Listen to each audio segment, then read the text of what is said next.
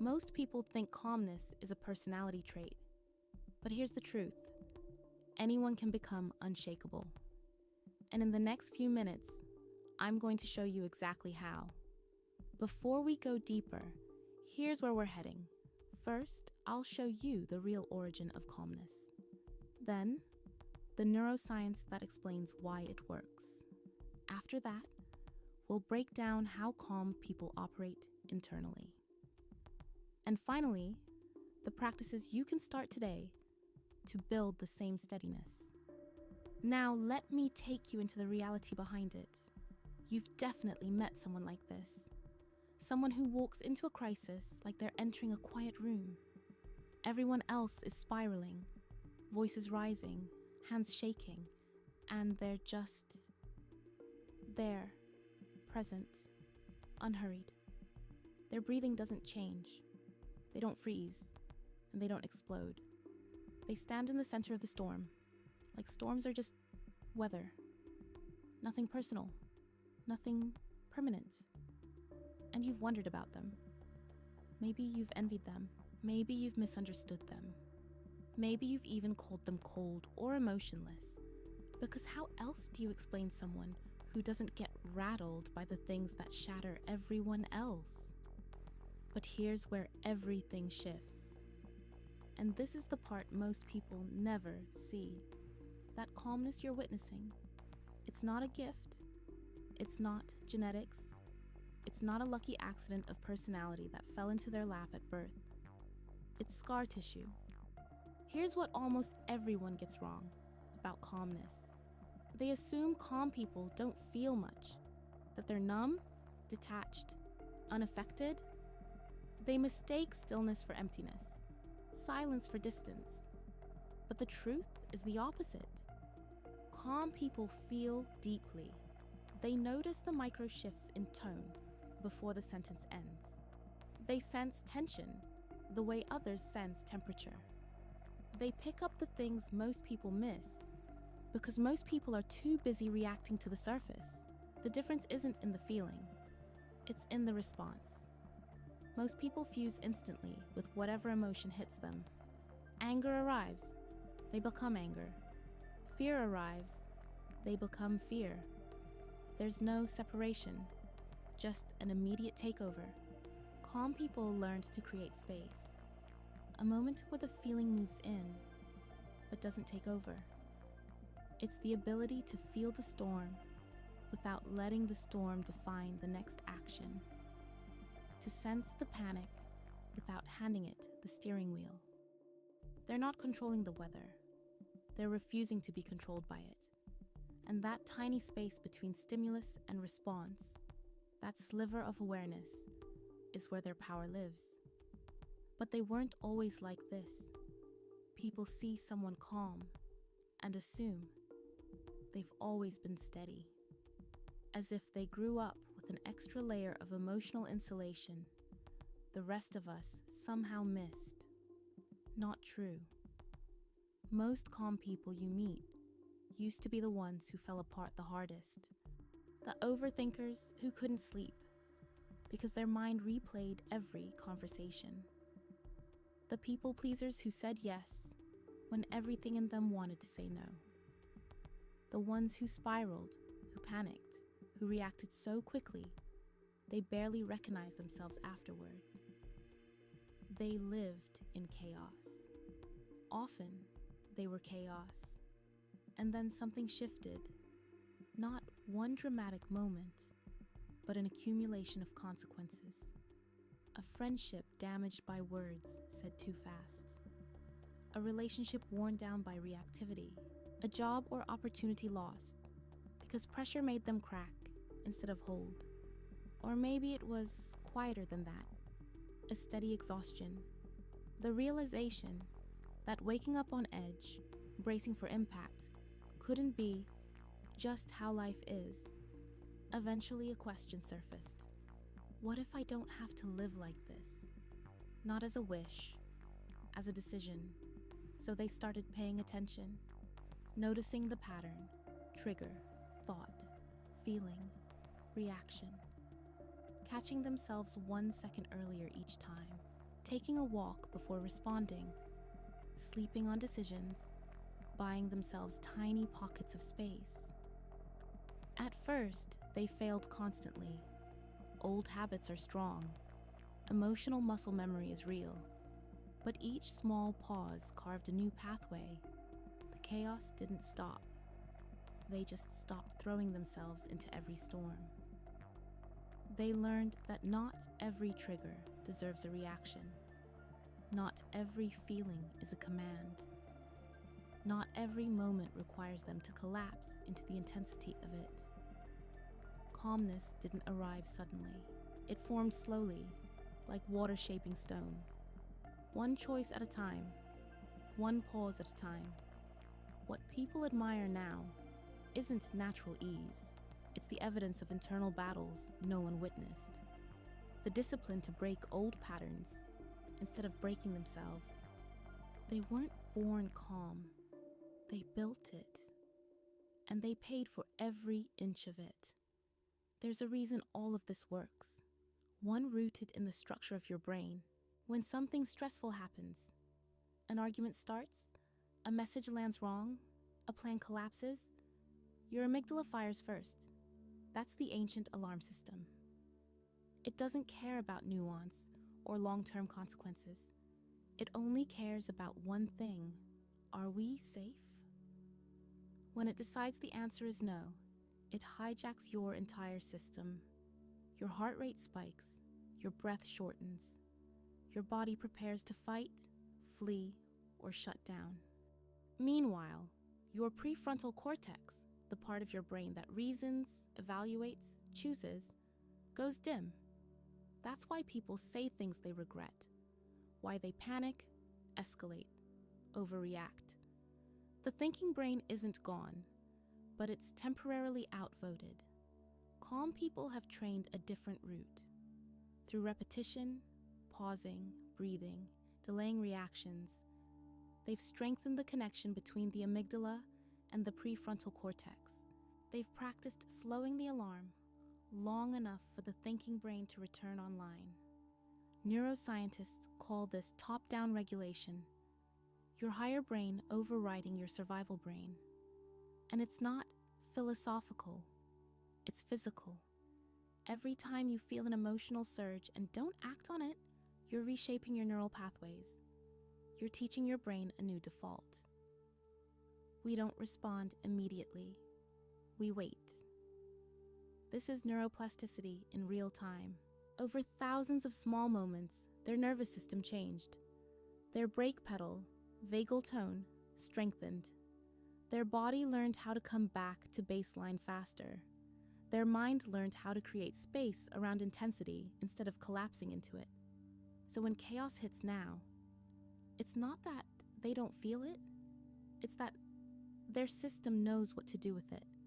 Calm isn't the absence of activation, it's the presence of regulation.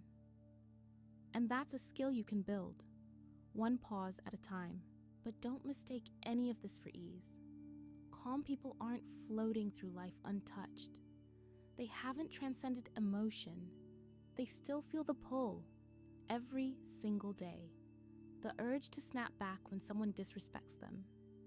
The impulse to defend themselves when they're misunderstood. The instinct to fix, control, or react just to release tension. Those urges don't disappear. They simply don't get obeyed. And holding that line is its own kind of difficulty. It's feeling the anger rise and letting it burn inside without turning it into damage. It's staying quiet when every part of you wants to unleash something sharp. It's choosing presence over performance, even when silence feels like swallowing glass. Some days, they lose that battle. Some days, the pause isn't long enough. Some days, an old pattern takes over, and afterward, they feel the familiar disappointment. I thought I was past this, but they've learned something crucial. One reaction doesn't erase progress. A bad moment doesn't reset the work. Calmness isn't a flawless state. It's a practice. And practice means you return to center again and again even after you drift. Most people never see the internal work. The mornings spent calming themselves before anyone else wakes. The nights spent replaying conversations. The effort it takes to not let their own intensity spill onto others. Calm people aren't unbothered. They're disciplined. They don't carry less. They carry differently. They've learned to metabolize their own chaos instead of exporting it to the people around them. And that strength, it's not natural. It's chosen. Repeatedly, quietly, often when no one is watching. At some point, something changes. Not in what calm people feel, but in how they see. The world stops looking as chaotic as it once did. Not because life gets easier, but because their perspective sharpens. They start noticing patterns most people miss. When someone lashes out, they don't just hear the words, they sense the wound beneath them. They recognize anger as fear in disguise. They see panic acting like aggression. They watch emotional survival strategies instead of taking them as personal attacks. They don't excuse it. They just understand it. And that understanding creates space. What used to feel like emergencies now register as temporary weather. The thing that feels catastrophic in the moment, they know it probably won't matter in a month. Urgency stops dictating their nervous system. They learn the difference between what is urgent and what is simply loud because they're not drowning in their own reactivity. They have bandwidth to read the room in ways that seem almost intuitive. They catch the micro shifts, the quiet person shrinking in the corner, the heat rising before conflict even begins, the moment someone's about to break, but still holding it together. They see all of it with clarity. And with that clarity comes an unexpected freedom. They stop needing to be right. They stop needing to win. They stop needing to control how others perceive them. They realize most arguments are not about the issue being argued. They're two nervous systems trying to regulate themselves through each other. And they decide not to enter that maze anymore. They let people be wrong about them. They let misunderstandings breathe without immediately correcting them. They stop trying to manage how others feel, not because they don't care, but because they understand the cost of joining every storm. And ironically, that's what gives them influence.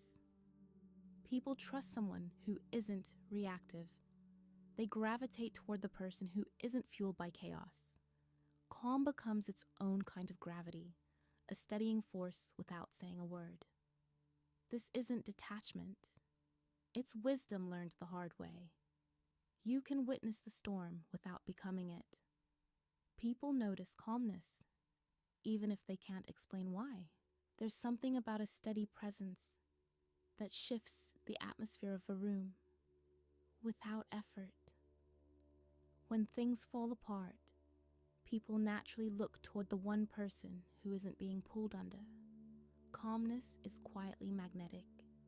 When everyone else is spiraling and one person isn't feeding the feedback loop, they become the emotional ground others stabilize against. Their nervous system signals safety in a way people can feel before they can articulate it. Breathing slows, voices soften, tension drops. But this same calm can unsettle people who aren't ready for it.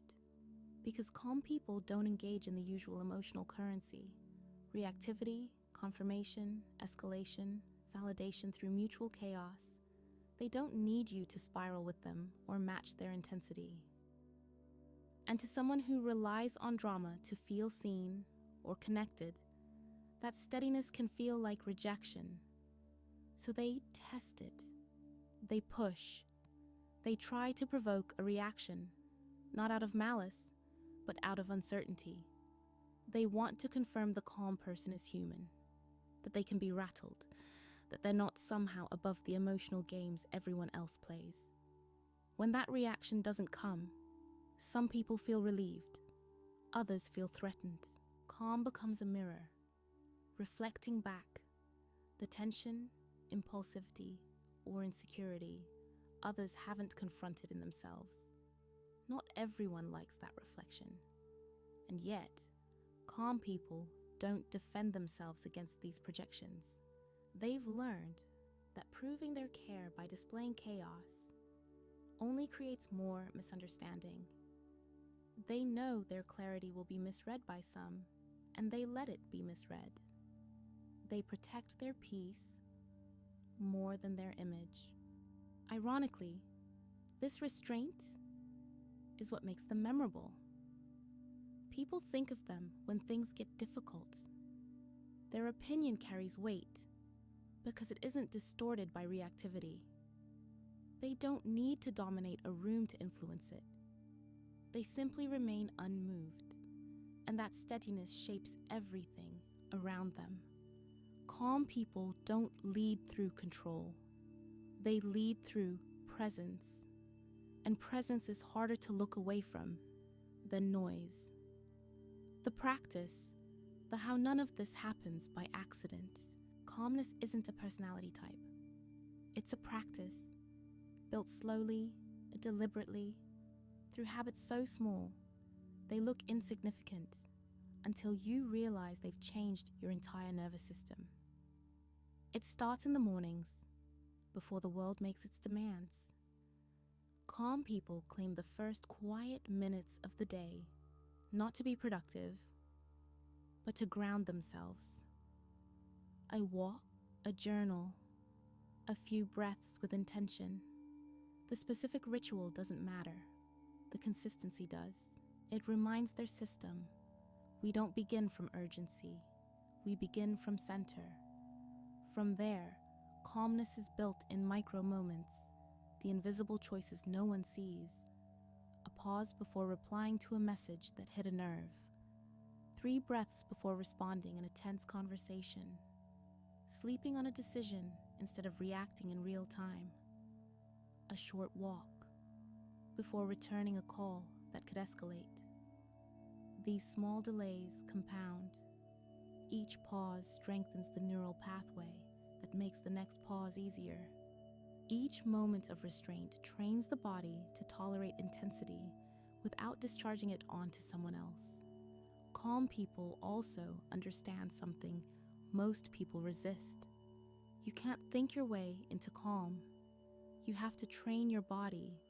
So they move, they stretch, walk, breathe, shake out tension. They've learned that stress doesn't stay in the mind. It settles in the muscles, breath, posture. If you don't release it physically, it will leak out emotionally. They track their own signals. A clenched jaw, raised shoulders, shallow breathing. These are early alarms, warnings that regulation is slipping. Instead of waiting for an emotional explosion, they intervene at the body level. They also guard their energy with clarity. They say no more often, not out of selfishness, but out of realism. Overcommitment creates a predictable path to dysregulation. You can't stay calm when you're always stretched to your limit, so they protect their bandwidth like it matters, because it does. And they set boundaries, not walls, not cold distance, but clear lines around what is theirs to carry and what isn't. They don't absorb everyone else's emotions or try to fix what isn't their responsibility. They've learned that caring and carrying are not the same thing. Over time, all these tiny practices add up. You stop being someone who's trying to be calm and become someone who is. Not perfectly, not effortlessly, but fundamentally. The identity shifts from the outside in. Calm becomes less something you do, and more something you're built into. So maybe you've met someone like that. Someone who walks through life with a steadiness that feels almost unreal, someone whose presence makes other people breathe easier, someone who reminds you, without saying a word, that chaos doesn't have to define you. And maybe you've wondered if you could ever be that person. Here's the truth. You're not as far from it as you think. That calm person you admire wasn't born different. They weren't blessed with a temperament you somehow missed. They simply started practicing sooner. They hit their limit, faced their patterns, and made a choice, again and again, not to be ruled by their reactivity. They were once where you are, overwhelmed, exhausted, hijacked by every emotion that came knocking. What changed wasn't who they were. It was what they practiced. And you can practice the same thing. Start with the next moment that pulls at you, the next surge of irritation, the next wave of panic, the next impulse to react before you've even taken a breath. Pause even for a second. That second is where your power lives. It won't feel natural at first. It'll feel like holding back, like resisting something familiar. But you're not suppressing anything. You're creating space. And in that space, you're building the version of yourself you've been trying to reach. Some days you'll lose that pause. Some days you'll react faster than you can catch yourself. That doesn't erase the work. Calmness isn't perfection. It's returning, again and again, to center, to breath, to choice. You're not trying to become someone who never feels chaos. You're becoming someone who can hold chaos without disappearing into it. Someone who can witness their own intensity and still stay grounded. Someone who knows strength isn't the absence of breaking, but the ability to stay whole while everything around you shifts. If people have ever called you too calm, too quiet, or too composed, take it as confirmation. It means you're building something rare, something that doesn't shout but speaks volumes, something that isn't about indifference, but about presence. Calmness isn't given to you by the world. It's something you build within yourself. One breath, one pause, one choice at a time, and you're already on your way.